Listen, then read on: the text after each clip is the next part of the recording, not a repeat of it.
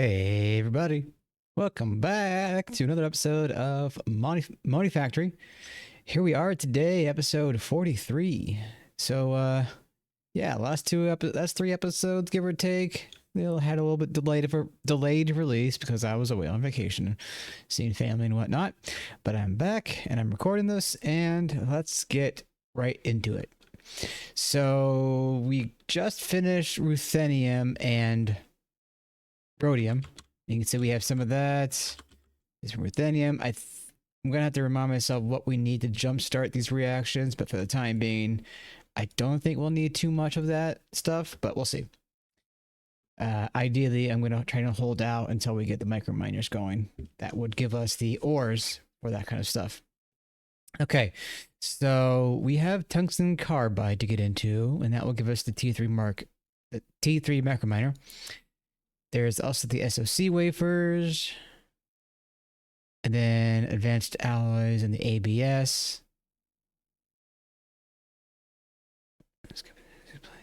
Okay, so there is like a discount time for the EBF, or against the EBF, so that might be something that we actually look into. I know I used that machine last season, and I'm sure we'll be needing it anyway going forward. Okay, so I think what would be best is try and get down into lumium and signalum because of the better conduits. So let's look into RTM Alloy. So RTM, I've already auto-crafted the ingot, but I haven't done the dust. But the RTM Alloy is going to need molybdenum, or Moly B, tungsten, and ruthenium. So this is a big reason why we need ruthenium, and considering, well, it's a 4 to 7 90, we have about 340 or so, give or take 360. That's about 360 of these dusts, so that might be enough for like 2 or 3 sets of EBFs. We'll see what we need them for, but ideally we'll be getting the RTM alloy coils for 1 EBF, and that's how we will make the other ingots we need. We'll see, but I will be making sure to get more sheldonite. I know that from much. It's true of ruthenium. Yeah, anyway, I'm rambling. So we need an EV mixer here, and I came prepared. And here we are, a EV mixer. We're going to get a pattern, make provider. Walk over here. Nope, wrong room. Okay. Put that there. And we're going to output, allow in. Okay. So I don't have the pattern, I don't think, made up. That's not a big deal. EV mixer. Actually, what was the okay, no, that's gonna be a 1 encoded machine. And Uno. Come back over to our terminal. RTM.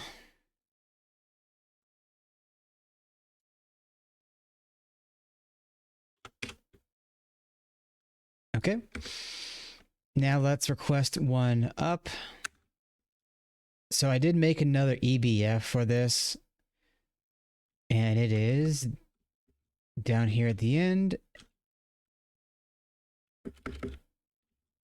And why are you upset? Surely it didn't make it. Oh, there it goes. Okay, so that's going to be 48 seconds. I was probably making the dust. That's why it probably took a little longer. That makes sense.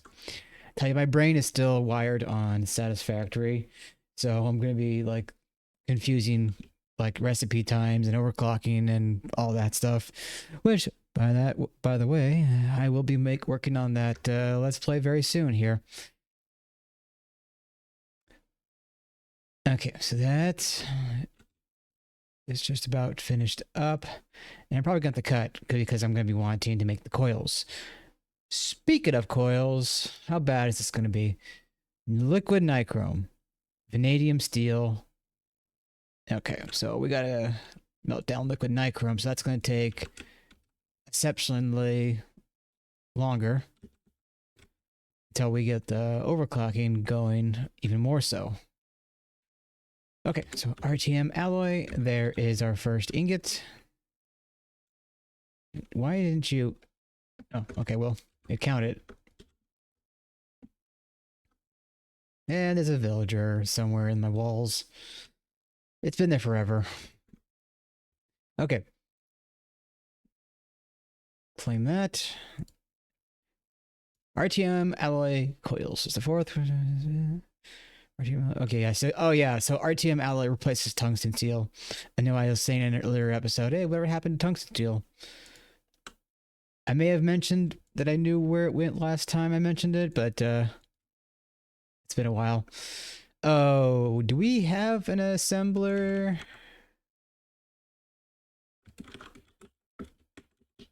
Okay, no, we don't. So we're gonna need that. Wait. Oh, that's a circuit assembler. Okay. So let's get that assembler going. EV uni.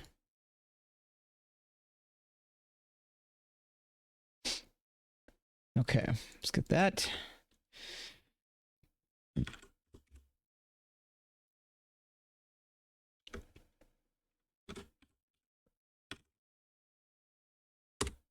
Okay, so that's gonna cook up. So I will let that cook. I'm going to, well, actually, while I'm here, let's just get the nichrome fluid pattern done. And that doesn't need to be, that needs to be HV. Okay.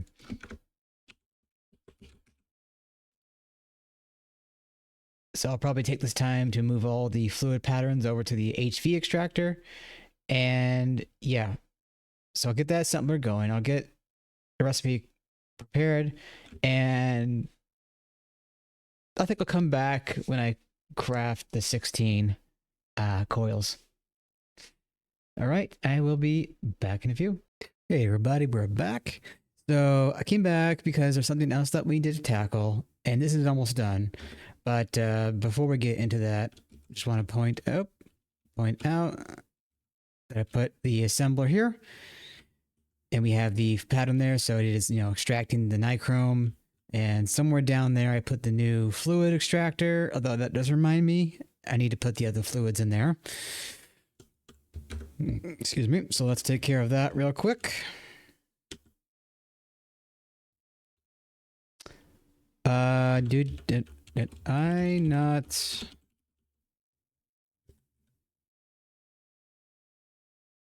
Okay. I'll worry about that later because I need to name that and I'll take care of it afterwards. Anyway, so in order to get the next tier of energy hatches, which we're going to be needing anyway, if what was I looking at? If we're going to be wanting to make signalum, for example, we are going to be needing IV. And then there's the RTM Alloy coil, which we're going to get soon. So we're going to need 2 EV hatches, right? So the EV hatches up here are going to require the MPIC chip. And I don't think these are going to be too crazy. Yeah, it looks fine. So the MPIC chip itself is going to need the wafer, of course. And the wafer comes from phosphorus doped wafers. That's the cheapest we can make right now. That's an HV engraver in the clean room. So I believe I did set this up in an earlier episode, the buell, and I have one of those buells right now, right here. And this is also auto-crafted.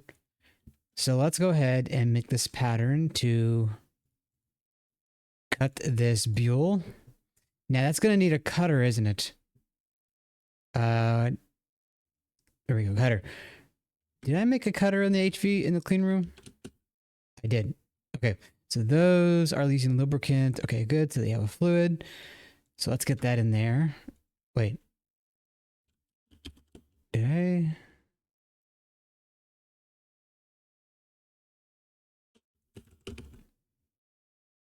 Produces wafer. Oh, for some reason I thought I saw the buell there. Okay, so let's get that crafted up. Now let's take a Wait a minute.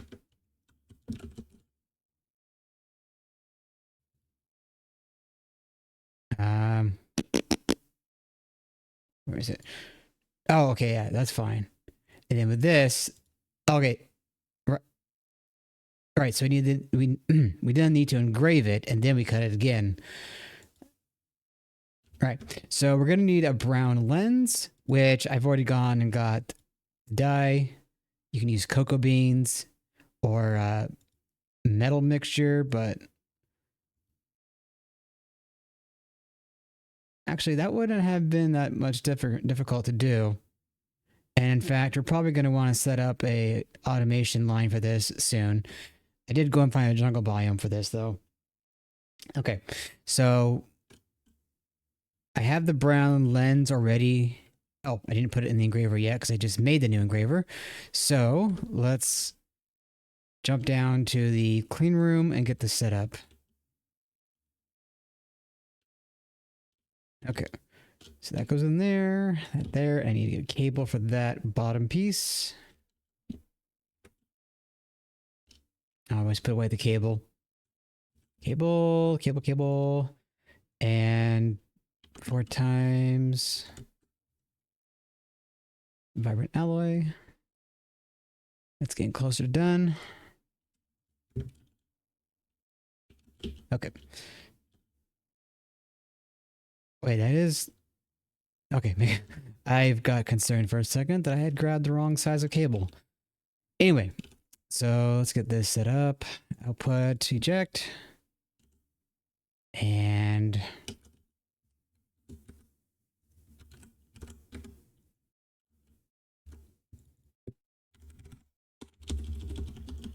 engraver. Magenta. And then...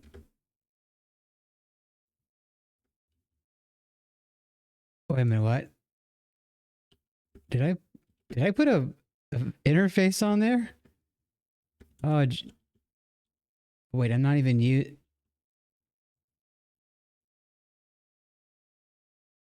Oh, I'm not even like automating anything here. I was using it for the P2P tunnel thing, which I haven't got into proper yet, but we'll get to that soon. Okay, so that should be good to go. I do need to get this named. Engraver CR brown. Okay.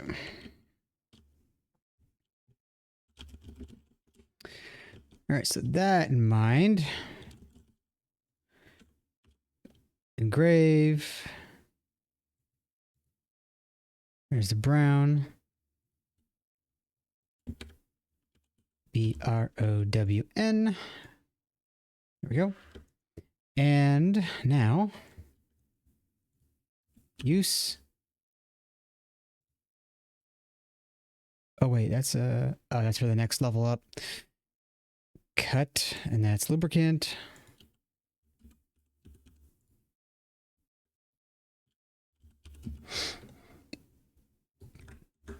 Oops.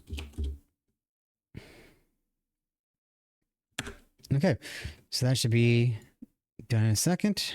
I had to make sure that I didn't keep the wafer outside of the machine, and thus it would have had to make another buell. And that would have taken like 2 minutes or however long it is. I think it's like close to 5 minutes with the wafer recipe, the buell recipes.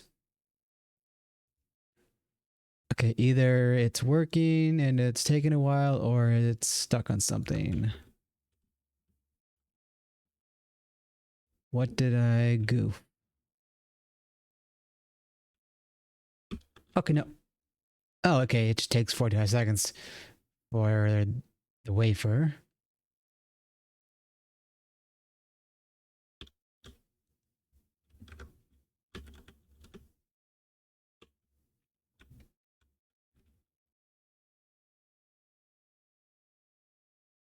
Oh, well, now did I put that in the right machine?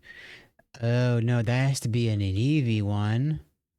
Do we have an EV cutter? Oh, no, we don't. Shoot.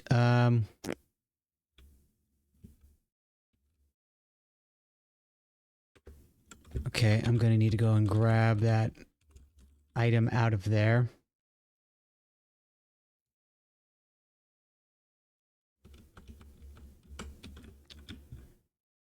Oh, it was back in the clean room. Of course it would be.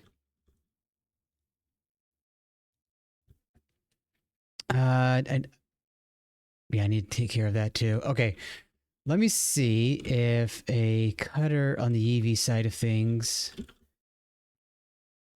will be easy to autocraft. Doesn't look like it's going to be difficult. So let's just get this pattern going. Did I really not already make this? Okay.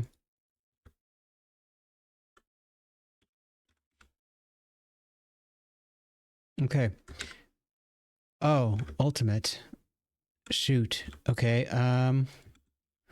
Ultimate. We're going to need to automate this anyway. So that's going to be a lathe.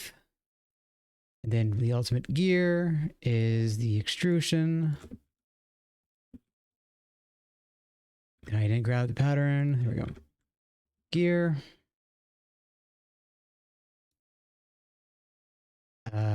Buzz. Okay. Now let's see. The ultimate ingot has to be vacuum frozen, which means it's another EBF recipe. That's going to be in a number 2 reactor, or I mean EBF. And mixer. Cobalt, molybdenum, chromium. Okay, that seems like it's fine. Number 1. We'll put in the EV. And then, oh, I need to change that. Ultimate ingot. Okay. Oh, ignore that sign. I was using it to remind myself that I was borrowing the EBFs earlier to make the RTM alloys go quicker. And on that same note, I'm probably going to be making it so there's multiple EBFs, so to split the load. At least for the time being, anyway. Okay, so there is... Wait. Number 2. So there's a nitrogen EBF. Oh, that's cool. You can have more than one interface highlighted. That's a new thing. Okay, so there's not...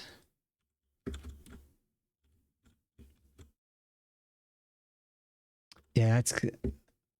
I'm gonna need to...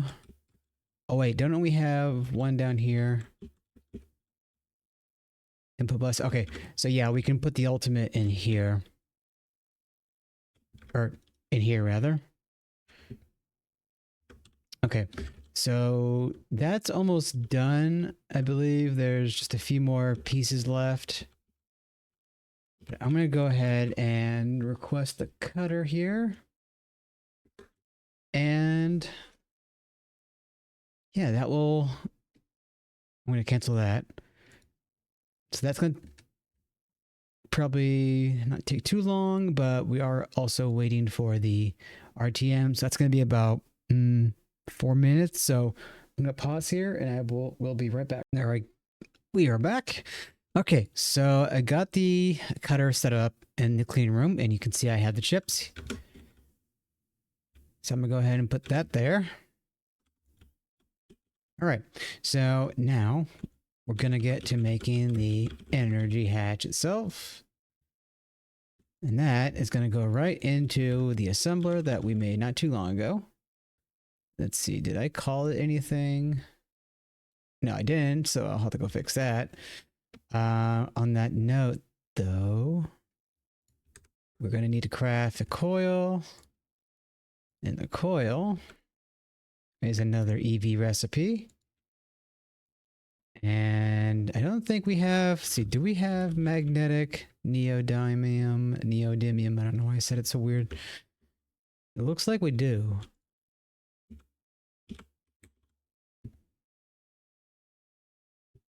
Oh wait, that needs to go in the assembler.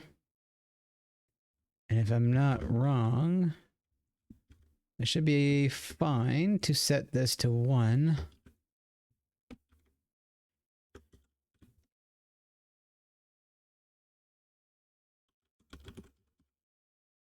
Okay, so where's the hatch?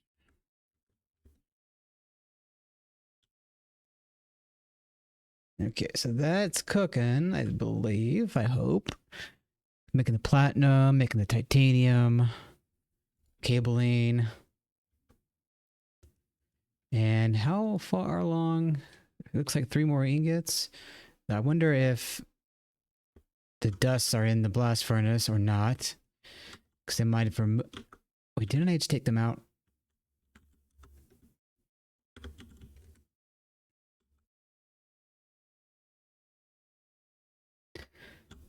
We're going to go ahead and put that in there, and that will finish off. That's going to take the 70 seconds because I took out the helium, but that's not a big deal right now. Okay, so waiting on the hatch to be made. It looks like it's made 1. Oh, and while we're waiting, we may as well get the pattern going for the diode. I mean, the converter. I don't know why I keep calling it diode originally. Okay, so let's get that. EV tier. Oh, wait. EV uni. There we go. And I'm assuming there's going to be something in there that we still need to craft up.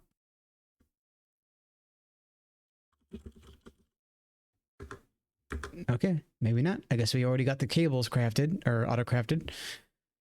Where are we on time? Okay, so we got some time still.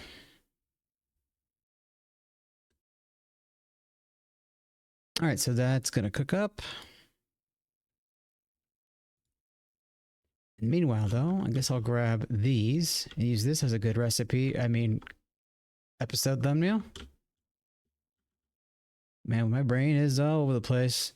I did just get back from vacay and I had a really crap sleep schedule, so what can you do? Okay, so that is finishing. It'll take a little while. So I'm probably going to have to pause once more, or I can look at the quest book while I wait for that. Okay, so... Oh, it needs all 16 for that to check off. So Lumium... It's going to require... Also IV. We're going to require... luminescence, sterling silver, tin alloy, and energized clathrate. Now, if I'm not mistaken, these all shouldn't be that difficult. Oh, my throat's going. But we are going to need to figure out a way of renewable glowstone. I believe that this comes down to redstone processing.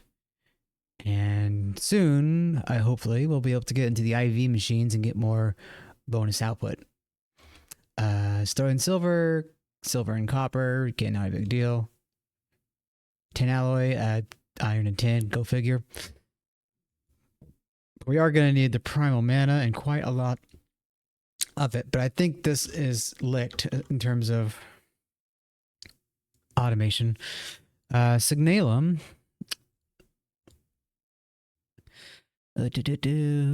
Red alloy, which that we know that. Ardite is new. And clathrate, which we kind of guess where that's going, but the ardite, blaze powder, and red steel. Now, red steel is going to be another thing. Black steel dust, we have that. Brass, rose gold. Now, I think we've covered rose gold before.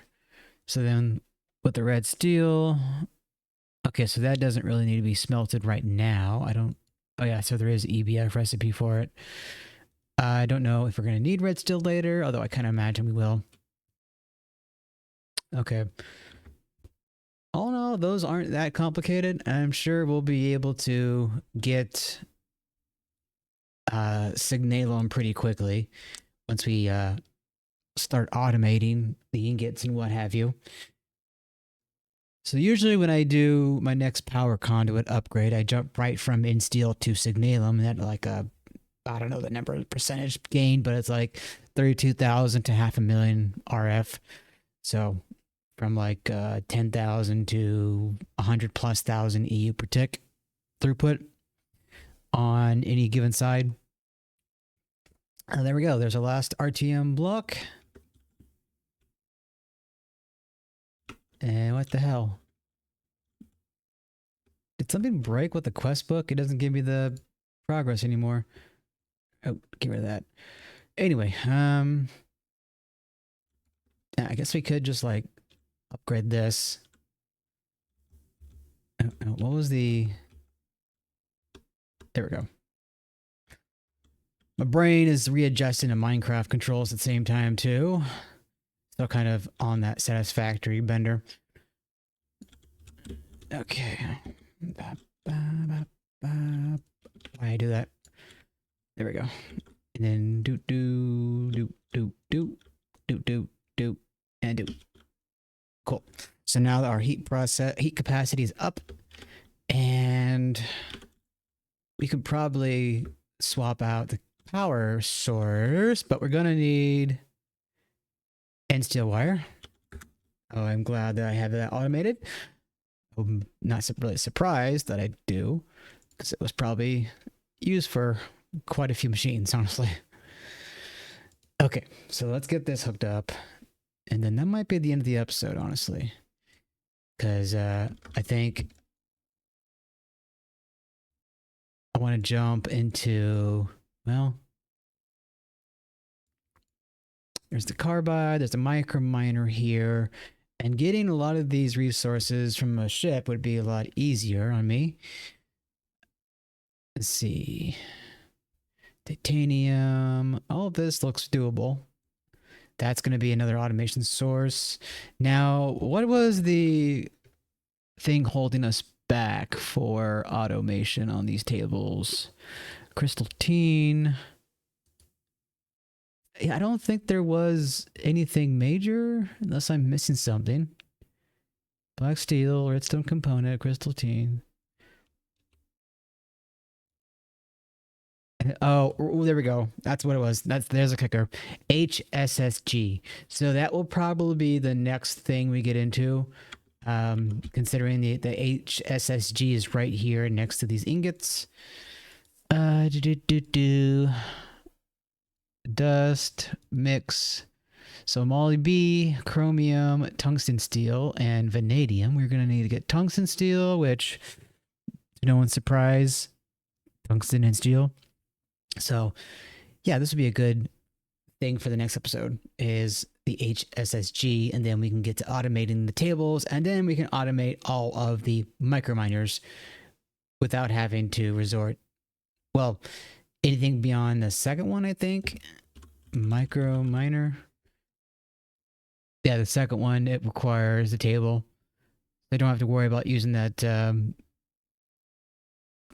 not gimmicky, but like that hacky way of getting the resources for it. Okay, does that cable? Yes, there it is. I am always paranoid with a drill, so I always like cycle through to make sure that everything is hunky-dory.